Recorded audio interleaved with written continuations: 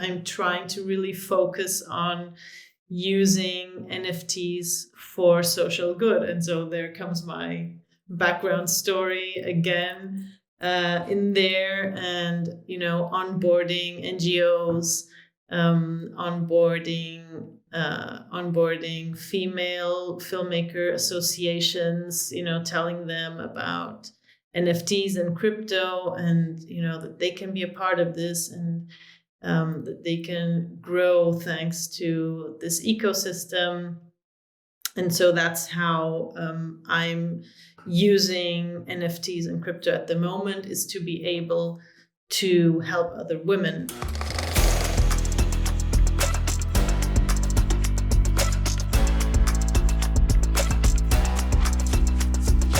Welcome back to Cool Hand Crypto, where cinema, culture, and crypto collide.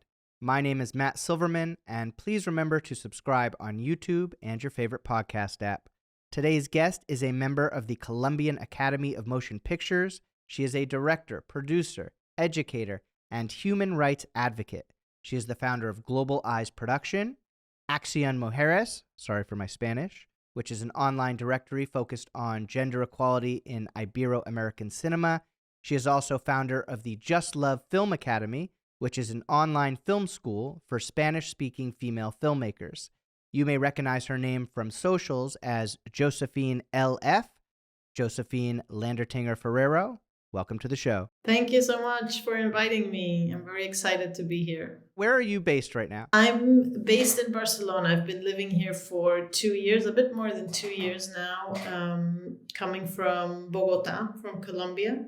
But I've a nice history of migration because I've lived in several countries. I grew up in Lesotho, surrounded by South Africa during the last years of apartheid. And then my parents moved to Portugal. Then I moved to Germany and lived in Berlin for quite some time. From Berlin, I moved to Colombia, where I got married, got 2 kids, 2 daughters, which I always think is no coincidence as a feminist.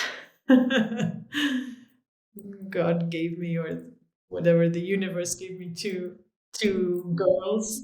And now, 2 years ago, we decided to leave Colombia, and we're in Barcelona right now. Did you choose Barcelona for its film community or for other reasons? Yeah, it was a mix. My husband and I had met in Berlin, and of course, Berlin has a super vibrant film scene, very independent also film scene, very vibrant art scene as well. But we've had the experience already, and it's quite cold. And coming from Colombia, we were like, we have the freedom and the luck to be able to choose where we want to go. And my mother, she's Colombian, but she's been living in Portugal for quite some time. So we thought, okay, Portugal, Spain would be nice. And yes, in fact, then in the end, we decided it had to be Barcelona or Madrid, basically because of my work in the film industry. The film industry, is quite also dependent of, networking. And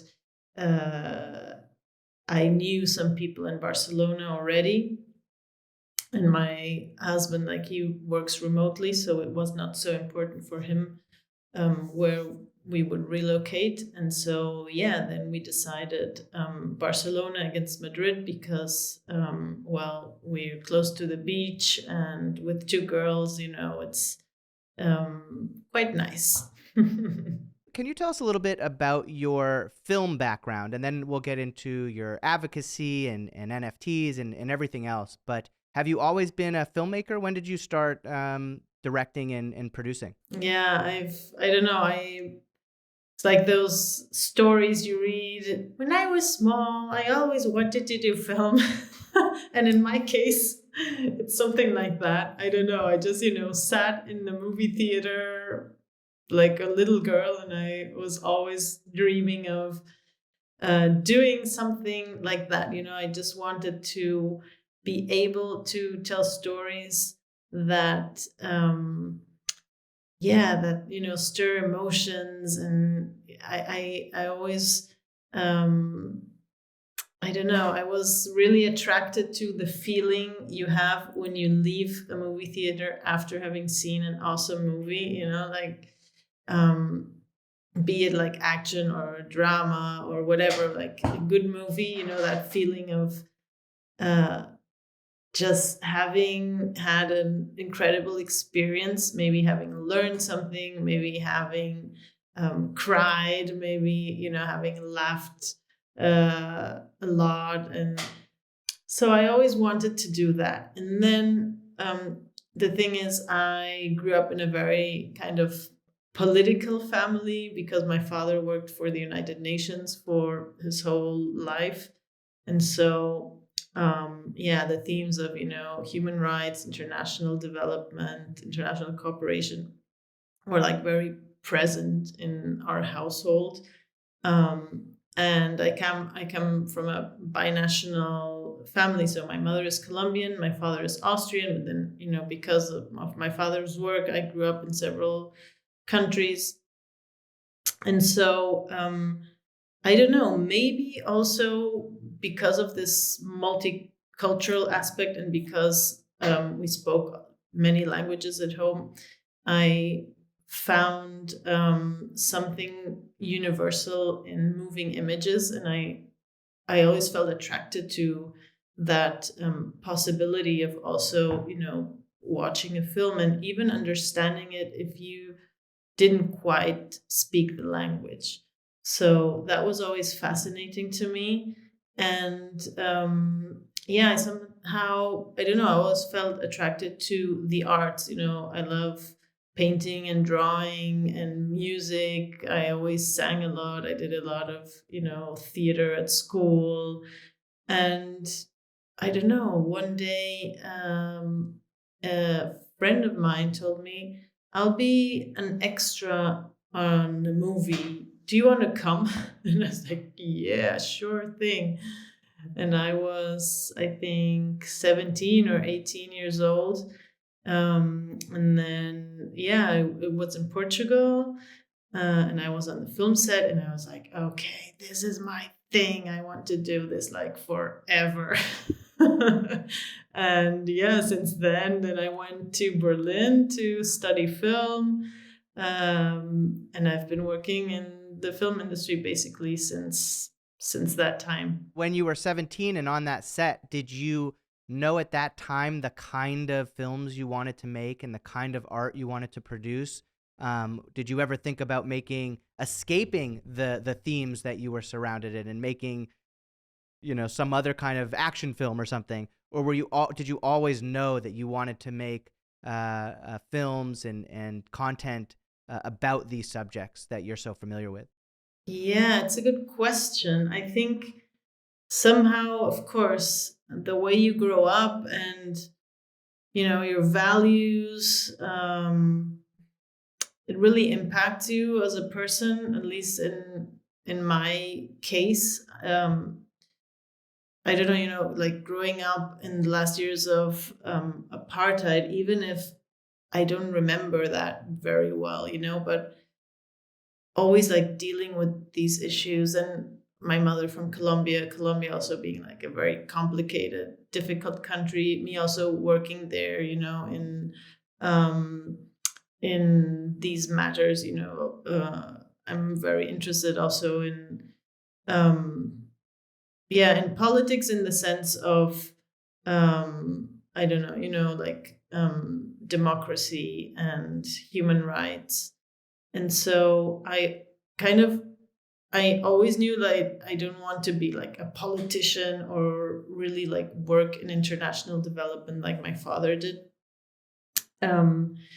So I always tried to combine that with storytelling and with working on film, working with images, because I I really believe in the power of the moving image and how it can impact real life. I see it like every day. You also have small kids, and I see it with with my daughters and with other children, the impact a movie can have on a kid is so huge, and not on a kid, on us as well. As I mentioned before, you leave a movie, or I mean, even if you stream a series or a movie, and if it's really good, it impacts you, and you think about it. Maybe you think about it like 2 or 3 or 4 days, and you're still, dealing with that subject, and then you go and talk to other people about it, and then it's this thing, So it it has an impact, and I think if you use it, for the good, well, awesome, then that's so that's so positive for me to be able to tell stories that make you reflect upon a subject that I think is important to talk about. Is Home one of those films that you're talking about, that you've been able to do something like that? Yes, Home, The Country of Illusion, was my first feature-length film. I had worked on other formats before, working on topics like democracy building and migration. I had before Home, the film before Home, I'd followed 3 binational couples, asking myself the question how love can help us overcome cultural differences, and like conflict. What were the formats for those projects? The democracy building was a series of 5 chapters, and Grenzenlos, Boundless in English, was a 45-minute like TV documentary. And then, and I was dealing with migration, and in Berlin, migration is like a super, it's like or at least it was when I lived there, super like present subject the whole time, because Berlin has so many nationalities living together that the conflicts are always there, and then you always had the majority saying, these people are, the Turkish community doesn't speak German. Everybody has to speak German. If you want to integrate, then you have to speak the language. And then all these talks about integration and assimilation, and when is it not okay to not be able to live your culture, and so, or for example, I don't know, in the news, media bias was also like super common. So when something bad happened, then it was a Turkish person, or somebody from an Arabic country, or they always had to stress that it was somebody foreign. And so that's why I thought, okay, let's do something that shows the opposite, and shows that we can live together as a diverse society. And so that was the founding idea for Boundless, for Grenzenlos. And then on Home, I was working on the subject of migration as well. But I wanted to focus on elderly migrants and what happens to you when you leave a country and you have actually never gone back to where you grew up or where you were born. What happens when you get older? Do you want to, go back home, or is that, does home even exist? Like, what is home? Where is it? And what does it mean when you are, 60, 65, 70 years old and have lived abroad for 30 or 40 years? Do you think of going back, or no? Or, what happens to these people? And I started interviewing several several elderly migrants. And then I was like, oh my God, my mother. She has lived in I don't know how many countries. By the time I started, following her with the camera, she was, I think, 64 or something, or 65. And then I, in fact, like started following her with the camera, interviewing her, and also other people. But when we edited the footage, it was like, okay, my relationship, of course, with my mother was totally different than with the other protagonists. And so I decided to do a film only about my mother. And then exactly, I applied to several fundings and got funding from the Colombian Film Fund. And so then I moved to Colombia, and then I stayed there for a while. But that was how Home was born, and it's basically a very intimate dialogue between my mother and myself. And I ask her the question, like, okay, you've lived almost more time abroad than in Colombia, but you're alone, like you don't have family. I don't live here with you. My brother doesn't live here with you. So what are you going to do? You have like 9 brothers and sisters. Are you going back or no? What are your plans? What do you want to do? And so I could really ask these questions that interested me on a very personal level. And I started out filming with a small crew. I knew I couldn't do this film like with a huge crew, so I had a director of photography, an assistant, sound, and is there somebody else? 1, 2, 3, 4, of course, and myself. So, and then at some point, also looking at the footage, I was like, no, this is like TV. I don't want to do this. I want to like dive deep into her life with the camera. So how can I do this? And then I decided to go like all by myself and did like everything. So I was sound and camera and director for 3 years. And that's how Home was born and how it was filmed. And then, the film was nominated as Best Documentary in 2017 in Colombia. Then I didn't win, but it doesn't matter because for a first film, it was it was really cool. And now this year I'm releasing my second feature doc, and I followed my protagonist, a totally different type of person this time, for 6 years. So I went from 3 to 6, and now I don't want to do these films anymore. Yeah, I can imagine. I went to the Sundance Film Festival many years ago, and I was interviewing filmmakers, mostly documentary filmmakers. And almost everyone said it took them 3 to 5 years to complete the film, which I thought was amazing.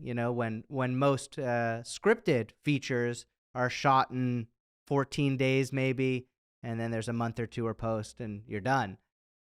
So these things take a long time. When you knew you wanted to make Home or any of these other projects, did you have any idea of how you would fund these projects, or did you say, I'm just going to go out and do this on my own? Yeah, I basically, as a producer, of course, you learn how to structure your financial plan, and you can apply to this and that fund, be it like public fund or funds like Tribeca or ITFA Bertha Fund in Holland. You have several possibilities for as an independent filmmaker to apply for money. Like private equity is a bit more difficult with independent films because you can't make tons of money back. It's just too hard.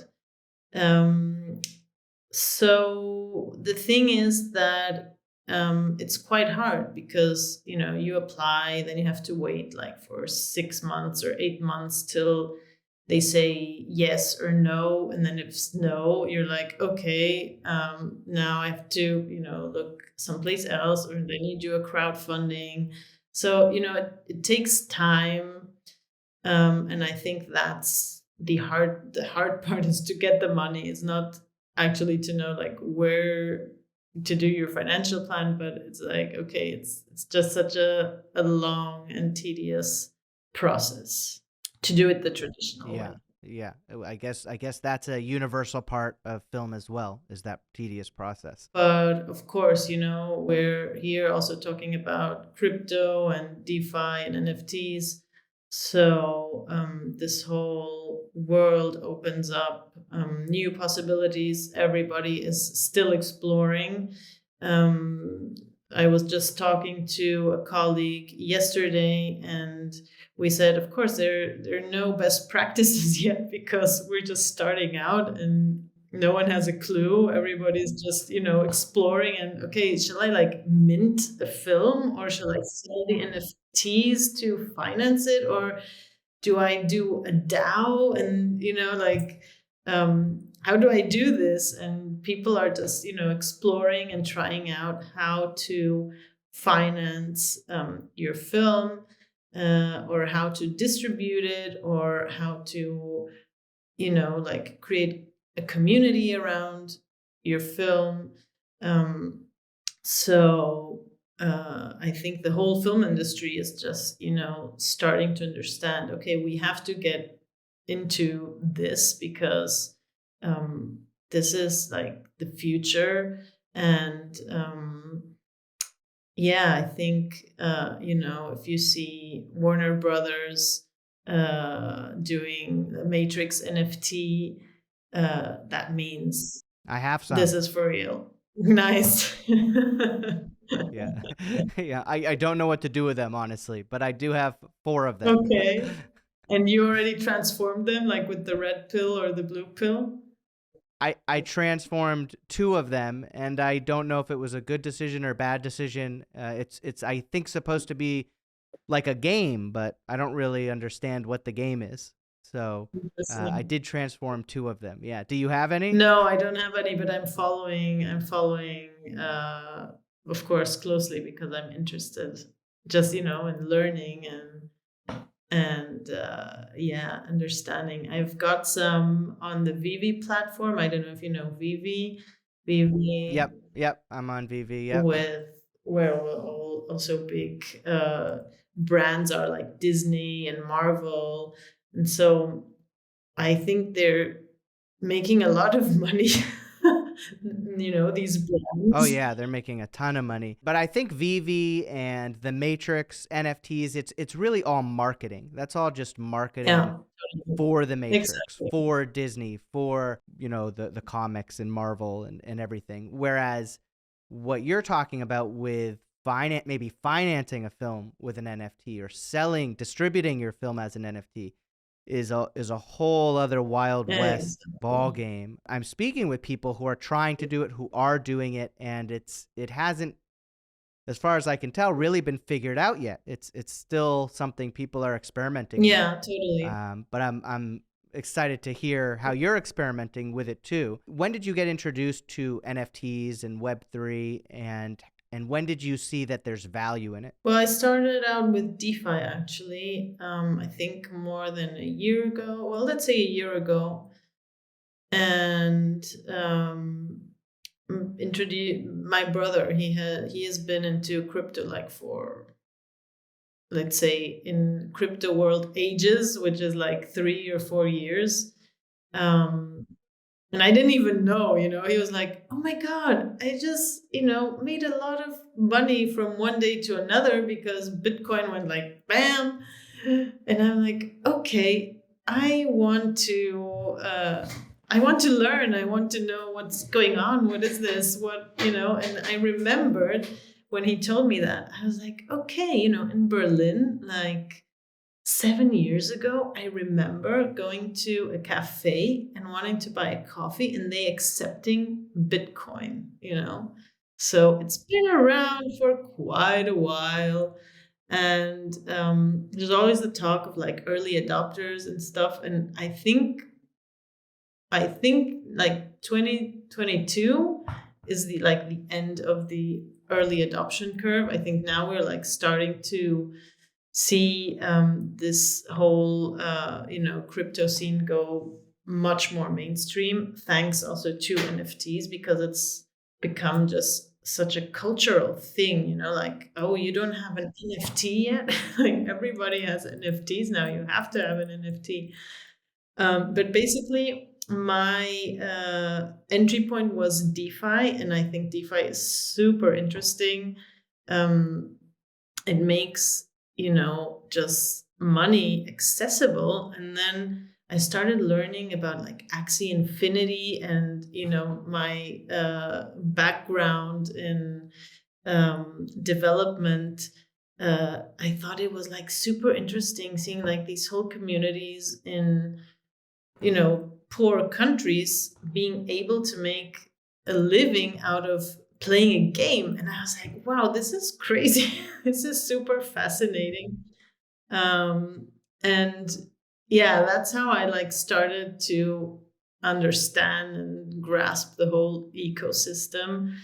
And then I was like, okay, I'm sure there's somebody in the film industry that is already doing this. And I was like investigating, okay, like film NFTs and video NFTs, and I wouldn't really find anything. And then, okay, I started realizing that the technology is not even here yet. Even if I would want to mint like a motion picture, there's no platform at the moment that can really support you uploading more than 100 megabytes.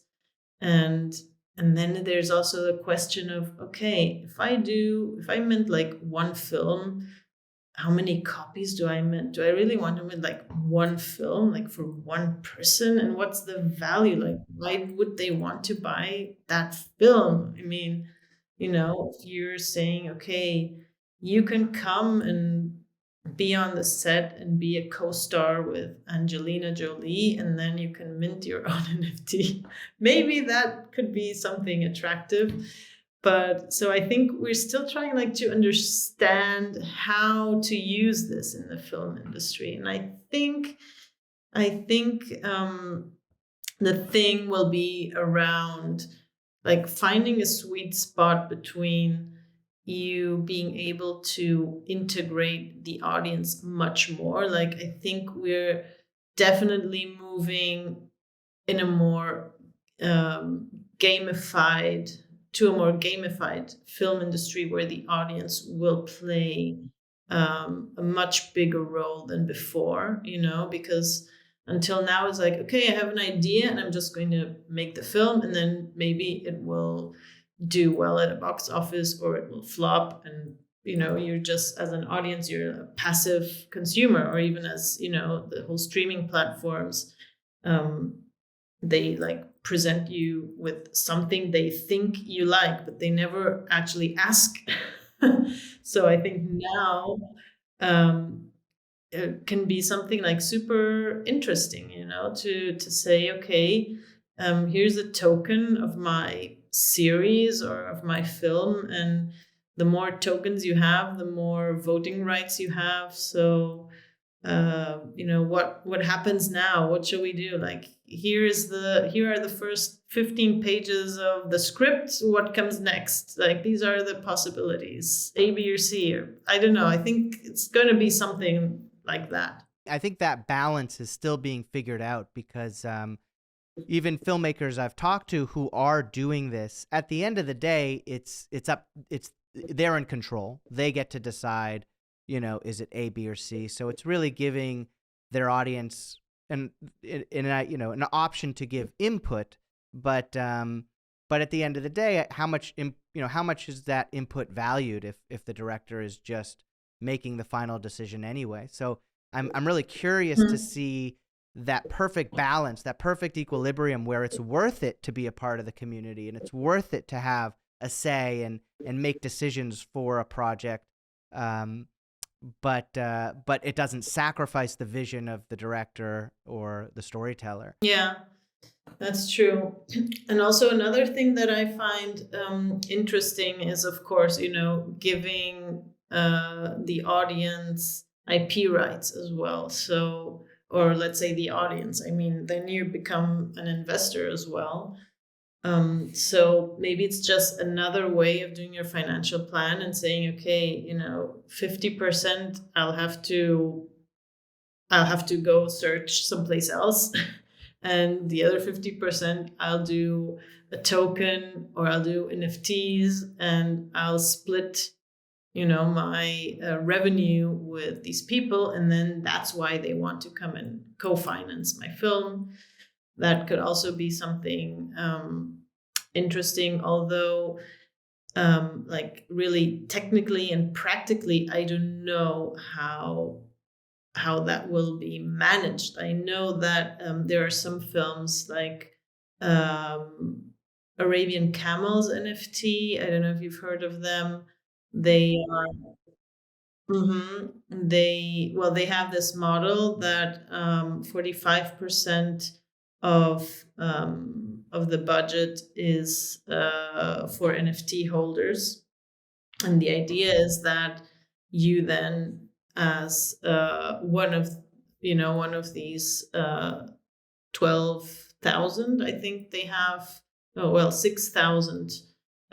They split the 12,000 NFTs in half. So 6,000 is for institutional investors. I'm guessing like, production companies they're talking to or something like that. And the other 6,000 NFTs for people like you and me who just want to invest in the film and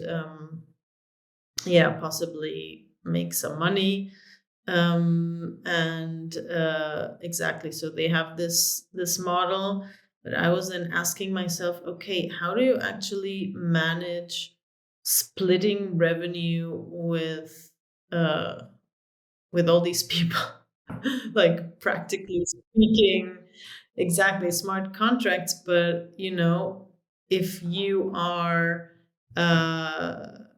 I don't know, you're screening in the theater pays you dollars on your bank account, then you have to put the money on your wallet. Like, how do you do it? And who does it? Is there a new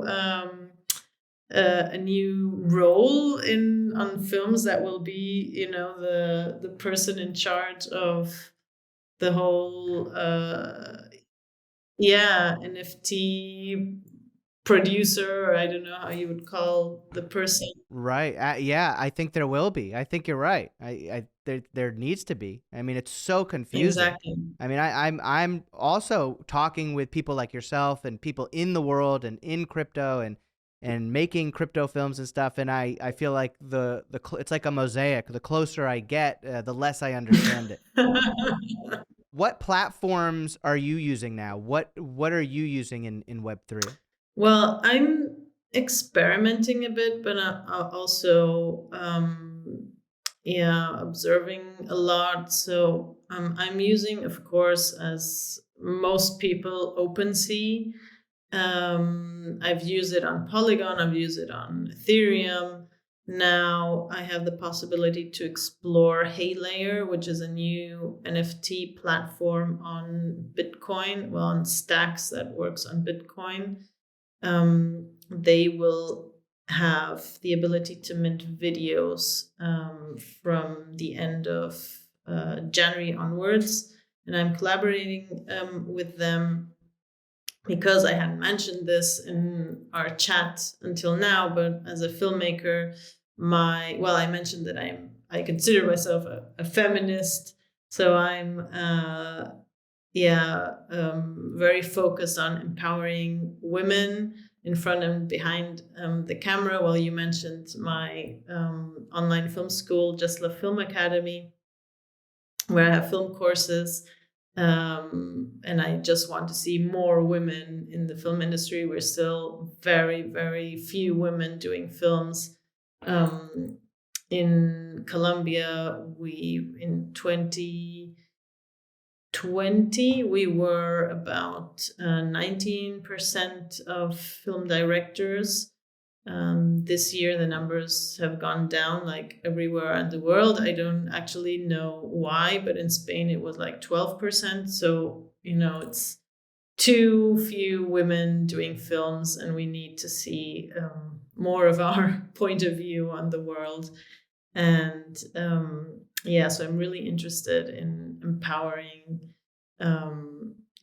women. And so with Haylayer, the NFT platform is co-founded by Aya Koretsky, a woman, and their first NFT collection was a collection called Satoshi. So they invited 20 female artists and asked them, okay, what if, Satoshi was a woman?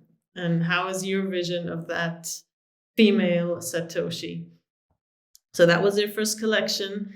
And on March 8th, for International Women's Day, I'll be dropping a collection of 15 female filmmakers. So I myself invited female artists and asked them to, to show me their version of a female filmmaker. So that's going to be really exciting. And a big percentage of those sales is to fund short film directed by a woman. And I'm also an advocate of intersectionality. So for me, it's also very important to support women from minority backgrounds that are often forgotten. So exactly. So this collection will be to support female filmmakers. And I'm very into creating value with NFTs, be it like illustrations or films or videos or whatever. I think, the secret behind all this is like, why would somebody want to buy your NFT? What are they supporting? Are they going to be part of a community? And so you asked me before, and I hadn't answered the question what I'm working on right now. And so I'm trying to really focus on using NFTs for social good. And so there comes my background story again in there, and onboarding NGOs, onboarding female filmmaker associations, telling them about NFTs and crypto, and that they can be a part of this, and that they can grow thanks to this ecosystem. And so that's how I'm using NFTs and crypto at the moment, is to be able to help other women and, fund their films, do short films. And then what will happen to those short films, I still don't know. Another colleague of mine, he has a virtual movie theater called Granting Wish Studios. Ian Grant, I don't know if you have talked to him already. If not, he could be an No, not yet. super interesting person to talk to. And so I was thinking, or we were like brainstorming, okay, what if these films, funded by crypto, could then be exhibited virtually in your virtual movie theater, that's in crypto voxels. So, these things we're trying to like figure out. And also we're collaborating with other filmmakers. And we just said, okay, let's just, explore, experiment, try some stuff. And so now together with I still don't know how many we are in the end, but I bet like 6 to 8 filmmakers across different countries. We decided to do a collaborative short film. So each filmmaker will film something that will be then passed on, edited by somebody else. And then, from there we will create film NFT. So it will be only available as NFT. And you're just exploring this wild west of film NFT that is just happening at this moment. And I think it's super exciting to be able to to live this moment. Sometimes I feel like, wow, this must have been like when color came to film, or when sound came to film. Right. Something like that I think is happening right now. I completely agree. I mean, in the first episode, I said this feels to me the way it felt right before YouTube existed. YouTube came out. It was a new platform. People were experimenting with it. Nobody quite knew how to use it or monetize it, but everyone knew that something was changing, that there was a giant shift about to happen. So are all of the NFTs that you're talking about, are the NFTs themselves films? Yeah, well, in the case of the latter I told you about, um, the collaborative project, it's video footage. And the female filmmakers collection, it depends of the artist, because there I'm inviting other artists to be part. And so I wanted to leave it like really open. I gave them like certain parameters and possibilities. And let's see what comes out. I'm really excited to see the results. And then I told you about my second feature film, the one I took 7 years to make. And there I'm collaborating with Mogul Productions. That's a film NFT platform to launch NFTs of that film that will go to support NGOs working with LGBTQ communities, because the film is focused on that subject. And they will be launching during Pride Month, end of June. And the film will then be released in August. So in that case, it's sort of, it has to do more with supporting a cause through the film. But it's not like a film NFT. We will most probably do like some kind of access passes or movie ticket NFTs. With all of these projects, what are you seeing anything that you feel like is working and is getting the word out there and is helping these different organizations, or are you seeing things that are not working? Yeah, well, technology, definitely. I think we still don't even know what's coming. I think there's still things to, be invented, to be optimized. And video platforms are definitely one thing that are missing, because in all this, all the existing platforms, they don't really support video. We were talking with some friends, and we were saying, oh my god, the day that Vimeo will decide to be an NFT platform, that will be like the moment where film NFTs will explode. So there's this platform, I don't know if you've heard of them, they're called Savage. And they're launching, I think, quite soon, and they are planning to be a kind of a Vimeo. So let's see what happens with Savage. And I think what's working is utility. I think when people see that the NFT they're buying into has utility, be it in form of helping a cause, supporting a cause, or making them feel part of a community, I think that is like really working. And I think people are excited about that, of being part of something.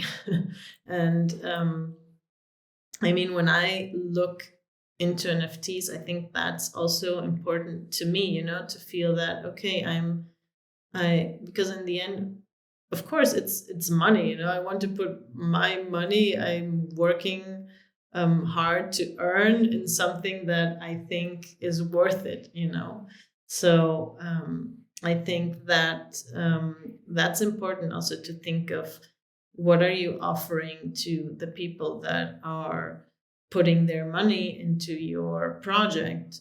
And so I think, I don't know if you know the platform on Polygon. It's called Doing Good.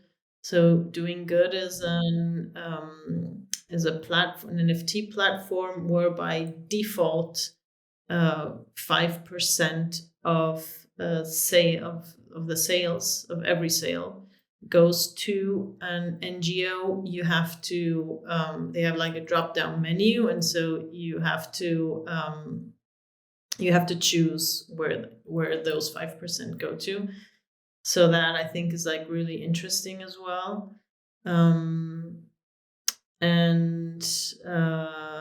yeah, I think that's sort of my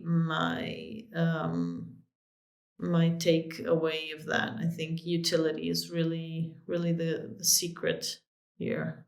As far as the community part of it, are you using Discord or Clubhouse or any of these conversation platforms to connect with people and build those communities? Yeah, well, Discord, definitely.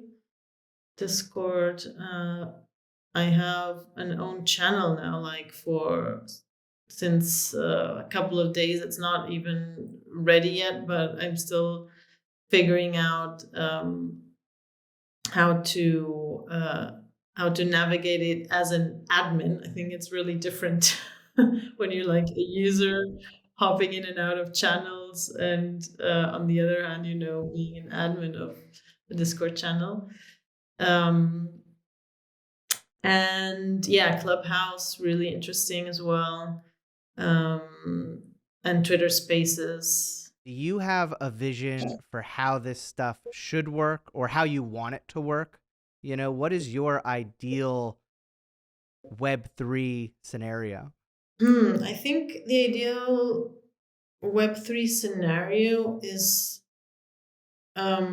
what people are finding attractive now, and it's the community and the collaborative aspect. I think if we can maintain that throughout the whole development of this space, I think that's what people are valuing now at most, and why they find Web3 so attractive. And if we lose that, then I think maybe we're losing an opportunity, to grow together as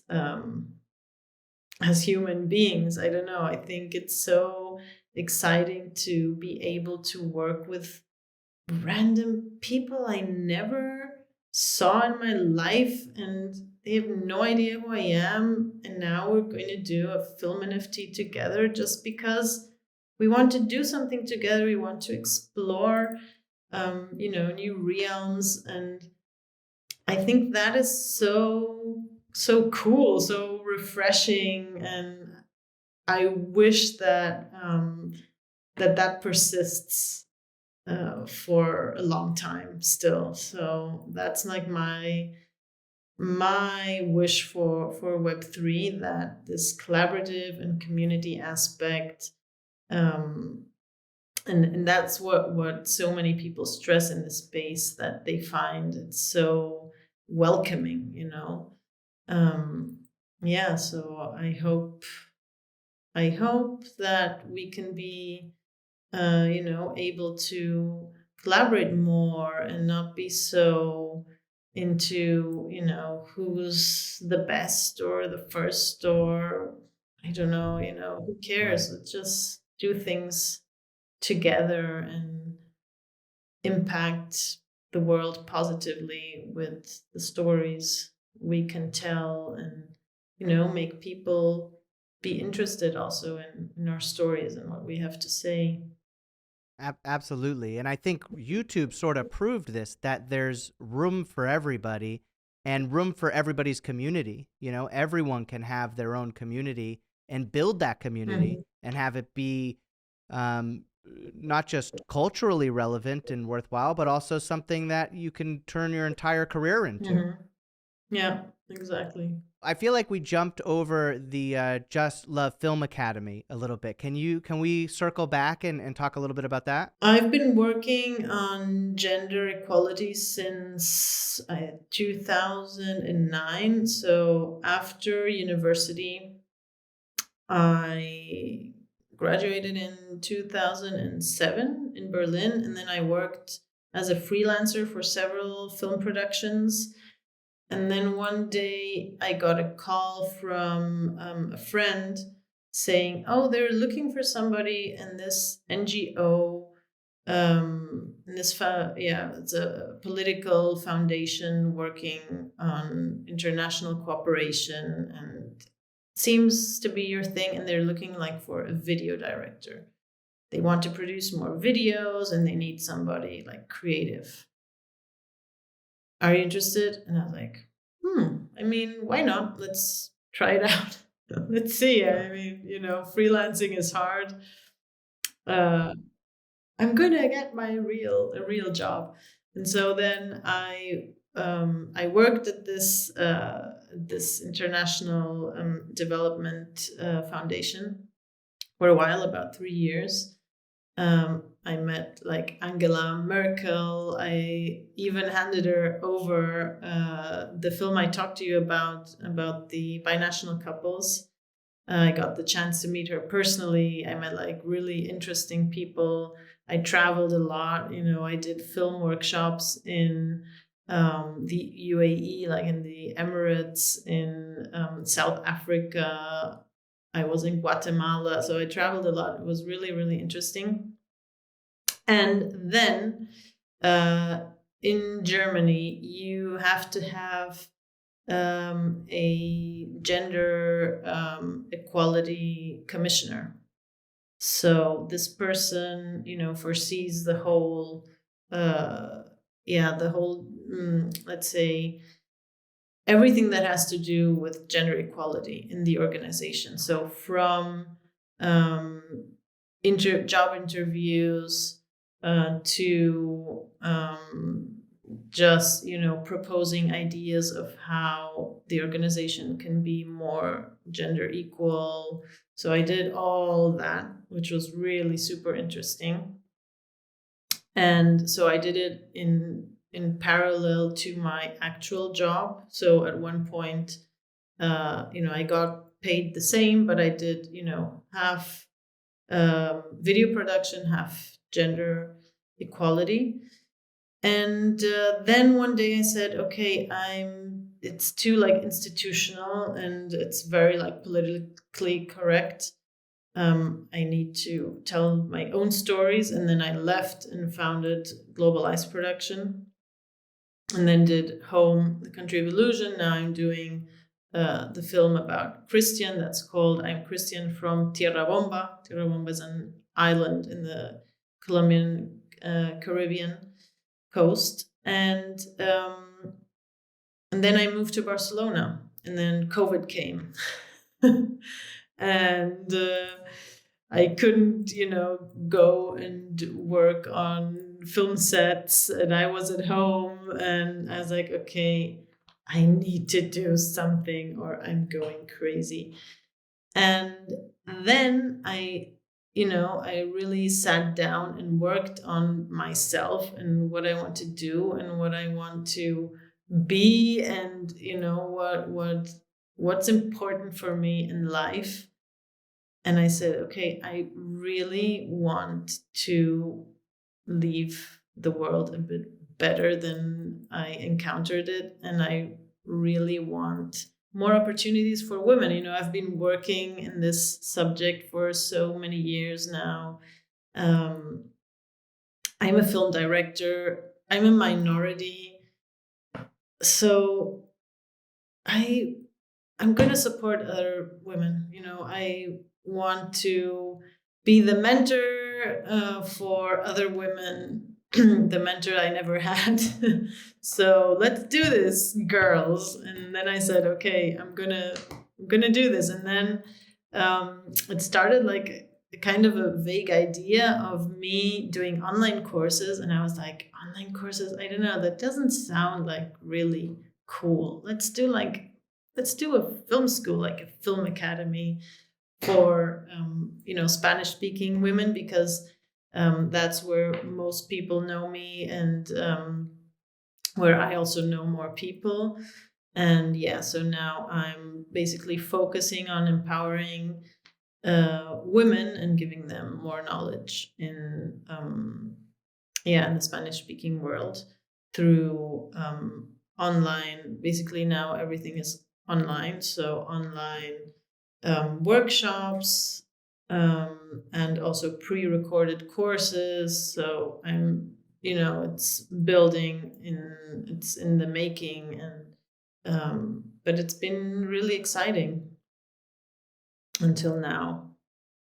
So I'm excited to be able also, to bring the NFT aspect into the academy. So the female filmmakers drops that will also benefit the academy and be able to give more scholarships. I give three monthly scholarships to women from minority backgrounds.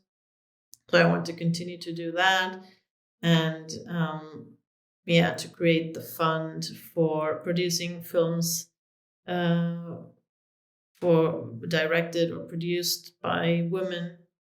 And so that's how I'm trying, to combine Just Love Film Academy and NFTs. Amazing. Well, you're working on, it sounds like 20 different amazing projects. What's your call to action? Where do you want to send people to support your films, to support your organizations, to work with you, collaborate? How do people find you? Drop me an email. Definitely. I always answer on my email, mail at Josephine -lf.com. And also on Instagram, I'm there, Josephine _LF_film.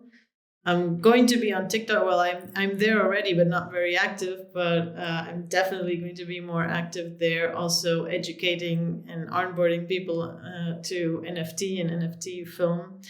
It's the same username, so Josephine _LF_film.